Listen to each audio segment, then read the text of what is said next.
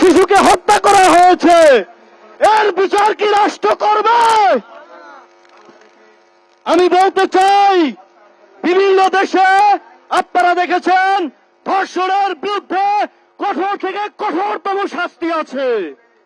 শুধু আমরা দেখেছি বাংলাদেশে এটি নাই।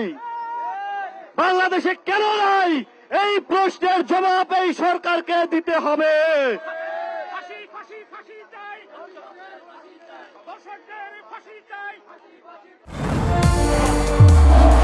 নির্মাণে নাম্বার 1 শাহ সিমেন্ট।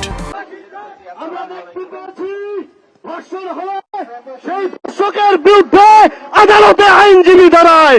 কিভাবে একটা স্বাধীন দেশে, কিভাবে একটা ভদ্র দেশে প্রকাশ্য ধর্ষকের বিরুদ্ধে আইনজীবী দাঁড়ায়?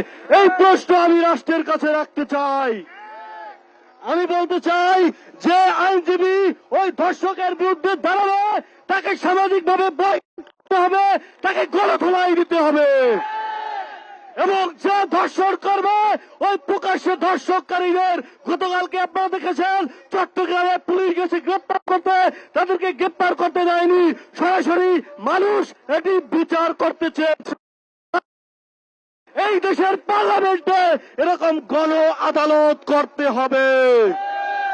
গণ আদালতের মাধ্যমে দ্রুততম সময়ের মধ্যে 15 থেকে 1 মাসের মধ্যে এই ধর্ষকদের বিচার করতে হবে।